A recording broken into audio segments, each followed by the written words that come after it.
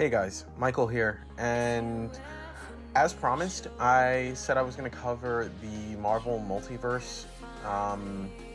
So, with that being said, we're going to dive right in. The Multiverse is a collection of alternate universes which share a universal hierarchy.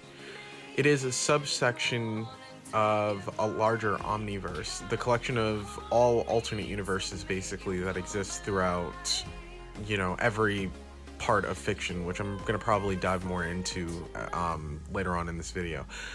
But basically there's a large variety of these universes that originated from forms of divergence from other realities, where an event such as a different possibility of outcome will give a rise to a whole new universe. One universe is basically created from each different outcome, which kind of seems to take place, and then it will spiral and then create an infinite number of different universes.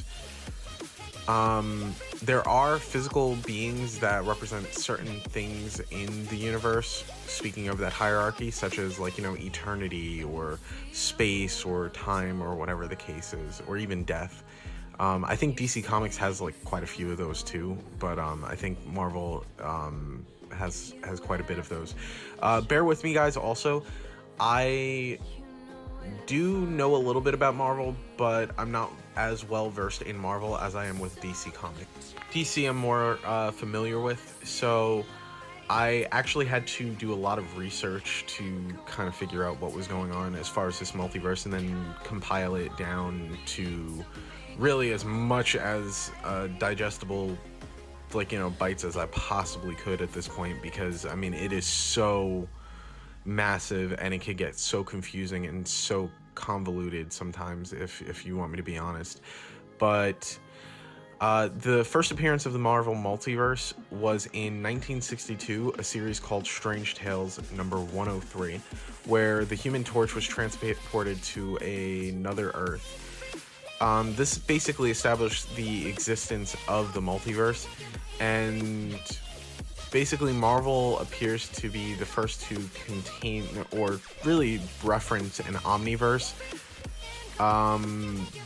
which basically contains all of the universes in fiction, like I said before. So this basically is a universe for Halo, a universe for Harry Potter, or even Outcast Comics, if you really think about it. Hint, hint, wink, wink. The story basically exploring the alternate worlds was something called Marvel's What Ifs stories. So that was basically a series of stories that showed you different variations and outcomes of characters and storylines that were very popular for the most part. So for example, they had one universe where it was what if Peggy Carter became basically their version of Captain America and became Captain Carter instead of Steve Rogers, which you pretty much saw in the first episode, I think, of What If, and they also showed her in Doctor Strange Multiverse of Madness. So, I mean, I don't think that was the same Peggy Carter, though, that you saw in Marvel's What If, but yeah, I mean, either way, I'm going to move on. They have another What If story where there is, what if Captain America never disappeared and was frozen in ice and stayed fighting World War II, which was pretty interesting. They have another What If, which was Jane Foster finding Thor's hammer, and this actually eventually did happen in Marvel's main universe as well. They also have another What If where it is Doctor Strange if he was a disciple of Dormammu. There's a What If storyline where if Gwen Stacy, for that Spider-Man story, if Gwen Stacy had actually lived instead of dying, how that would have changed and how events would have spiraled out, which is pretty crazy actually when you really think about it. There is a What If story where Uncle Ben actually had lived and Aunt May died instead in one of those Spider-Man What Ifs. There's a messed up version of what if the symbiote suit basically was never removed from Spider-Man after the events of Secret Wars, and pretty much the suit pretty much eats him alive. He's when they use a sonic weapon, he's just nothing but a skeleton, because the suit basically completely consumed him and fed off of him. There's another what if where Venom basically takes over the Punisher. And like I said before, there's so many of these. Notably, there's one where it's like House of M. For those of you who aren't familiar with that, that's when Scarlet Witch basically reduced, like, you know, the mutant population. But this story, it's completely different, because it's what if the Scarlet Witch said no more powers instead of no more mutants, and then basically screwed up everything throughout the entire multiverse. That was also the other crazy thing, was that Scarlet Witch doing that no more powers thing, well, actually no, it was the no more mutants. The no more mutants thing that she did for House of M, it actually condensed down the mutant population across the multiverse, if I'm not mistaken, just to show you extremely powerful Scarlet Witches. With these storylines, they're basically like, you know, these questions that or events that basically spiral. Even, like, you know, when it comes to time travel, similar to like Avengers Endgame or the series Loki, time travel is nearly always going to lead to a divergent reality that splinters off and makes its own universe.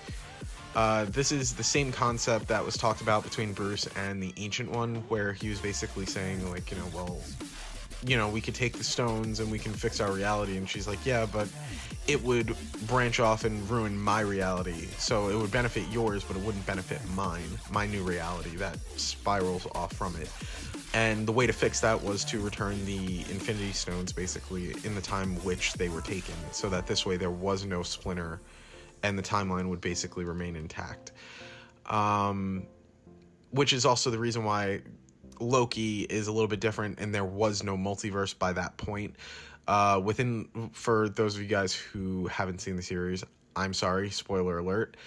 I'll probably, like, you know, include that like a little bit ahead of time, but if you haven't seen Loki, I'm just gonna wait. 3, 2, 1. All right, you were warned. Welcome to the Time Variance Authority. I'm Miss Minutes, and it's my job to catch you up before you stand trial for your crimes. So let's not waste another minute. Settle in, sharpen your pencils, and check this out. Long ago, there was a vast multiversal war. Countless unique timelines battled each other for supremacy, nearly resulting in the total destruction of, well, everything. But then the all-knowing timekeepers emerged, bringing peace by reorganizing the multiverse into a single timeline, the sacred timeline. Now, the timekeepers protect and preserve the proper flow of time for everyone and everything. But sometimes people like you veer off the path the timekeepers created. We call those variants. Maybe you started an uprising, or were just late for work. Whatever it was, stepping off your path created a nexus event, which left unchecked could branch off into madness, leading to another multiversal war. But don't worry, to make sure that doesn't happen, the timekeepers created the TVA and all its incredible workers. The TVA has stepped in to fix your mistake and set time back on its predetermined path. Now that your actions have left you without a place on the timeline, you must stand trial for your offenses. So sit tight and we'll get you in front of a judge in no time. Just make sure you have your ticket and you'll be seen by the next available attendant. For all time. Always! Pretty much the alternate dimensions are not also the same as the alternate universes. This basically means that beings that come from, like, you know, Asgard, or like, you know, beings like Mephisto that come from different dimensions, they basically are still seemingly linked and tied to the main Earth 616 universe. So that basically seems like it's still kind of like linked to one universe or the other. Much like I said before, though, a lot of the what if stories, they start off as these ideas that pretty much form their own Earths and eventually become, like, you know, their own universes. So it is established that there is no end to the number of universes, similar to DC, so there is an infinite amount. The one above all, basically, he is the creator of Marvel Comics. He's basically like God in Marvel Comics. So it's kind of like the presence in DC Comics, or like, you know, really it's just like a godlike being that created all of Marvel Comics, and he basically sits as the top of the hierarchy of Marvel.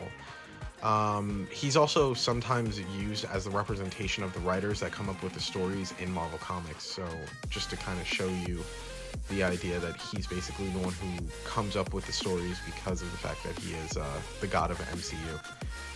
Or, yeah, well, Marvel Comics. Not MCU as in Marvel Cinematic Universe. But, like I said before, one of the cool things about the Omniverse is that they kind of established that the other universal timelines like Dragon Ball Z, Dark Horse, and Star Wars, and other things, they kind of do exist out there in their Omniverse. So basically all of fiction, even DC Comics, I think they have referenced that like, you know, DC exists in some way, shape, or form out there in their Omniverse, which is pretty cool. But either way, I hope that this video wasn't too convoluted and complicated. I hope you guys enjoyed this content. Please like, comment, subscribe, and hit that bell so that you never miss out on any Outcast Comics content. In this case, I guess it's really more Marvel content now. But yeah, as you guys requested, I figured I would do this video and give you guys a little bit of insight into Marvel's multiverse. Let me know if you guys want me to cover DC's multiverse. I would definitely love to get into that, and probably would have to do a lot less research, honestly. But anyway, have a good one. Peace.